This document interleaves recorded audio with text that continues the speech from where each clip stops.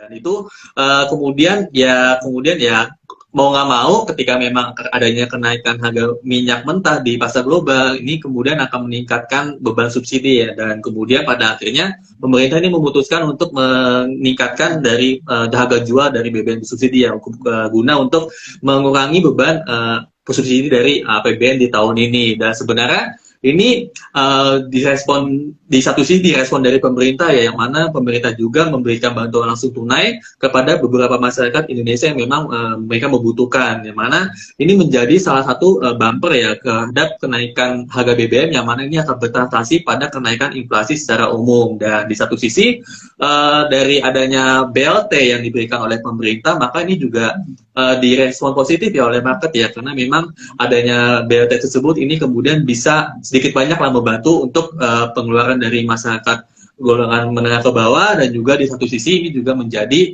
salah satu kebijakan bumper terhadap kenaikan dari harga BBM. Dan sebenarnya kalau kita lihat ya di beberapa minggu terakhir sebenarnya harga BBM ini agak sedikit cooling down nih Kak Kevin dan juga Sobat Mas sekalian. Misalnya kan harga BBM kan sempat di level 100 USD per barel ya, dan di satu sisi saat ini tuh harganya di level 88 USD per barel ya. Jadi memang kalau secara weekly ini melemah sekitar 4%, dan kalau secara kuartalan ini sudah melemah 26% dari kuartal kemarin ya. Dan kalau kita lihat memang ini erat kaitannya dengan seperti yang tadi sudah kita mention ya, di mana adanya kenaikan suku bunga, maka ini kemudian akan menjadikan outlook pertumbuhan ekonomi global ini tuh akan sedikit slowing down nih Kak Kevin. Dan ini kemudian minyak akan menjadi salah satu komoditas anchor ya untuk bagaimana kondisi perekonomian global secara umum. Kalau misalnya memang adanya perlambatan dari ekonomi, maka ini akan bertranslasi pada penurunan harga minyak mentah global. Dan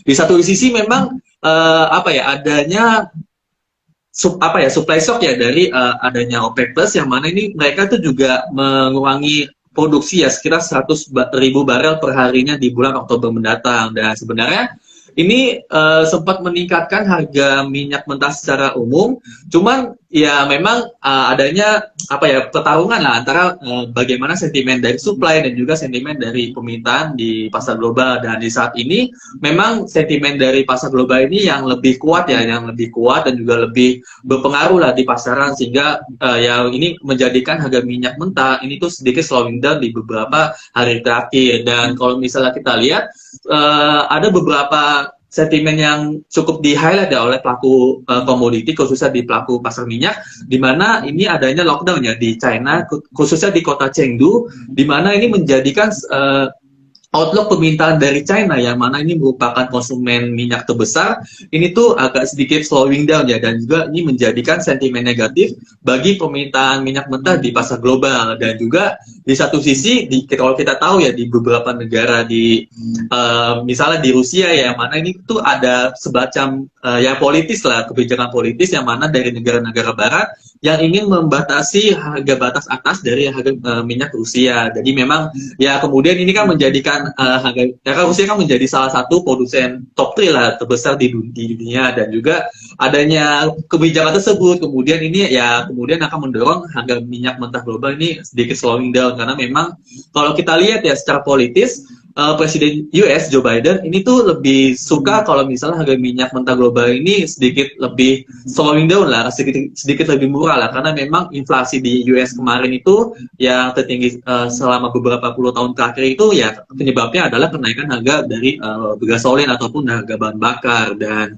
ya mereka kan sempat sowan lah ke Arab Saudi dan juga Uni Emirat Arab untuk meningkatkan produksi, yang mana itu pengennya sih supaya harga minyak mentah dunia itu sedikit turun. Cuman ya ke negara-negara OPEC Plus ini tampaknya nggak setuju lah dengan apa yang diinginkan oleh Presiden Joe Biden, yang mana kita sudah tahu ya kalau misalnya mereka menurunkan kapasitas produksi dari minyak berbarena sampai 100.000 ya. Dan di satu sisi ya ini akan lebih relate ya dengan adanya pelambatan permintaan minyak mentah di beberapa negara besar ya, khususnya di China. Dan ya mungkin itulah menjadi salah satu penyebab kenapa harga minyak mentah ini sedikit banyak akan turun. Dan sebenarnya satu lagi sih Kak Kevin, kalau misalnya kita lihat ya adanya penurunan harga minyak mentah ini kemudian ini bisa berpotensi untuk menurunkan harga jual BBM di Indonesia ya, khususnya dari Pertalite, kemudian solar dan juga Pertamax, yang mana kalau kita lihat dari pagi itu disampaikan oleh Menteri BUMN Pak Erick Thohir, yang mana ini juga sedikit banyak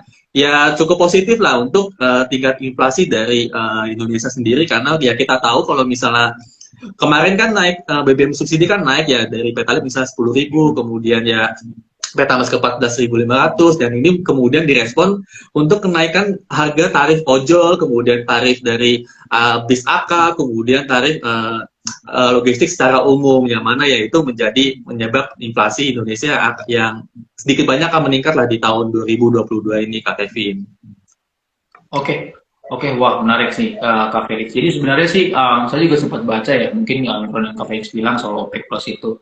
Jadi sebenarnya OPEC Plus ini kan dia secara logik dia memangkas produksi ya 100.000 barrel, tapi kalau dilihat per hari ini tuh istilahnya harga beranya tuh cukup meningkat Kak Felix. Kalau menurut Kak Felix ya Ya. mungkin view singkat aja, apakah OPEC Plus dengan memangkas produksi itu apakah nanti kedepannya akan ada stabilisasi harga? Menurut Kak Felix seperti apa? Mungkin review aja. Ya, ya, memang dari OPM sendiri sebenarnya di apa namanya, kalau misalnya kita lihat ya, mereka juga melihat bahwa adanya peningkatan dari harga minyak sendiri itu karena memang adanya supply shock dari Rusia ya, yang mana mereka kan juga salah satu supply minyak terbesar di dunia, yang mana mereka juga dibombardir lah oleh sanksi dari negara-negara barat dan juga Amerika Serikat. Dan kalau misalnya kita lihat, mereka juga melihat bagaimana proyeksi atau outlook ya dari permintaan di negara-negara besar, khususnya di China ya, yang mana di China itu masih lockdown, dan ini sedikit banyak akan membuat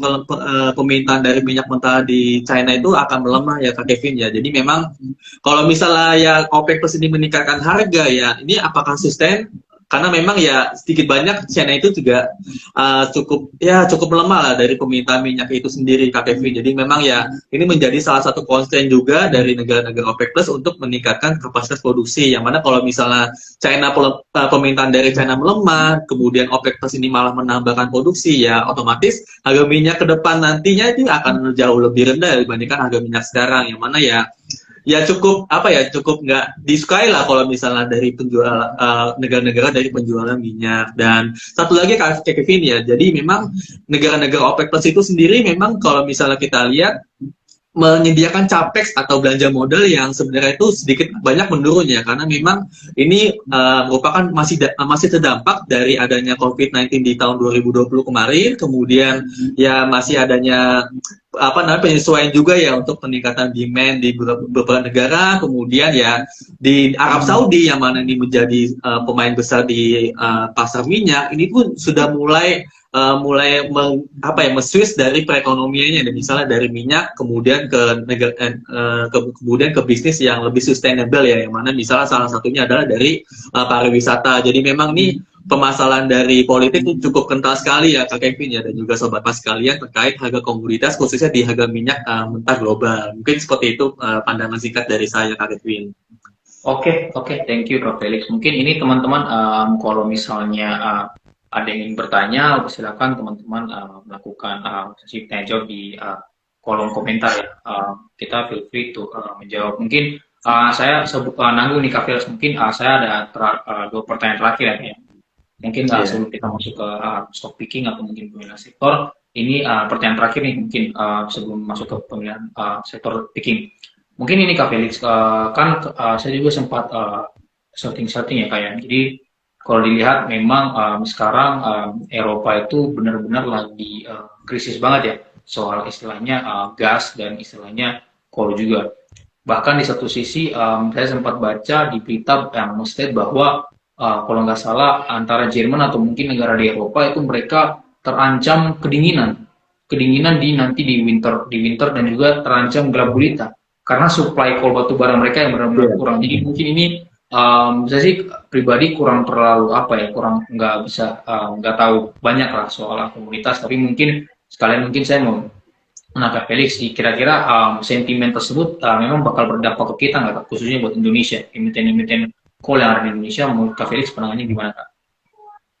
Iya, jadi memang winter is coming ya Kak Kevin ya. Di sekarang sudah bulan September, kemudian ya beberapa bulan lagi di negara Eropa ya di belahan utara ini tuh akan memasuki musim dingin. Dan kalau kita lihat memang sebenarnya ya kalau misalnya adanya tensi dari Rusia ini masih panas seperti ini, kemudian dari Gazprom ini juga masih menahan suplai gas ya ke Jerman, kemudian ke Hamburg ya khususnya dan juga ke Amsterdam.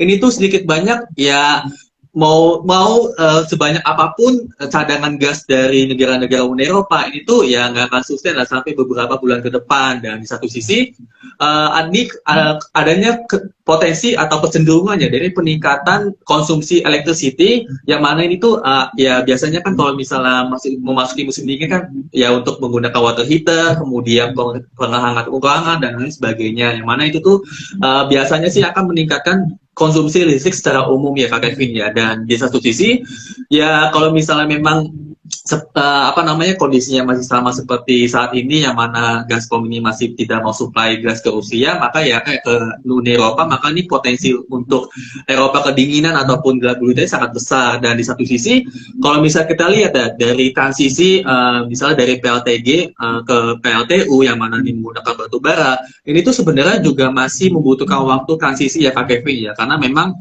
kalau misalnya kita lihat kan sebenarnya supplier batu bara terdekat di Eropa ini tuh dari Rusia Kak Kevin. Jadi memang kalau secara geografis kan Rusia sama Eropa relatif dekat ya. Dan di satu sisi karena memang dari Rusia ini adanya tensi, kemudian nggak mau beli batu bara dari Rusia, maka ya mereka mencari suplai batu bara dari negara-negara lainnya, misalnya seperti Amerika Serikat, kemudian Kolombia, Afrika Selatan, bahkan dari Indonesia juga. Dan sebenarnya kalau misalnya kita lihat jarak antara dari Afrika Selatan ke Uni Eropa, dari Kolombia ke Uni Eropa, bahkan dari Indonesia ke Uni Eropa, ini tuh bisa berbulan-bulan untuk pengiriman dari batu baranya. Sehingga memang ketika memang Jerman ke Indonesia untuk membeli batu bara dari emiten-emiten Indonesia, ini tuh ya sedikit banyak pasti membutuhkan waktu hampir sekitar 6 bulan ya pengiriman dari Indonesia ke Uni Eropa, yang mana itu ya pengennya kan cepet ya untuk ke apa namanya ketahanan energi di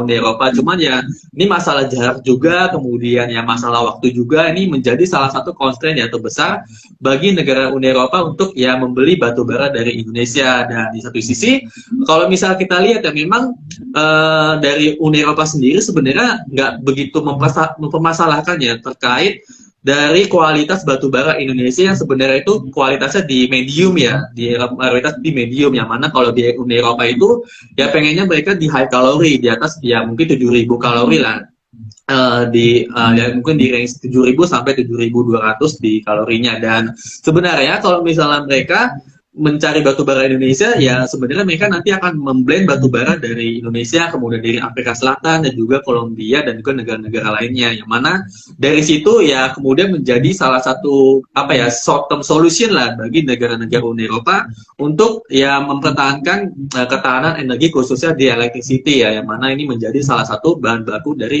PLTU. Dan kalau kita lihat sebenarnya di Jerman itu sudah hampir separohnya ya untuk supply electricity di negara tersebut ini berasal dari PLTU ya Kak Kevin ya. Jadi memang adanya dampak dari pengurangan gas dari Rusia ini sangat berdampak sekali kepada si negara-negara Uni Eropa, yang mana ini juga sedikit banyak akan menjadikan negara-negara Uni Eropa ini membutuhkan batu bara ya. Dan ya kalau bisa kita lihat memang untuk Indonesia sendiri pembelian atau misalnya penawaran batu bara dari Uni Eropa nih ya memang jumlahnya masih ratusan ribu ton ya, yang mana kalau misalnya kita lihat proporsi penjualan dari emiten-emiten di Indonesia yang sudah rilis ini tuh ke Eropa nih masih kecil banget lah dibandingkan ke China, ke India, ke negara-negara Asia Timur lainnya. Dan memang ya itulah menjadi salah satu penyebab kenapa ya adanya time lag lah, ataupun misalnya dari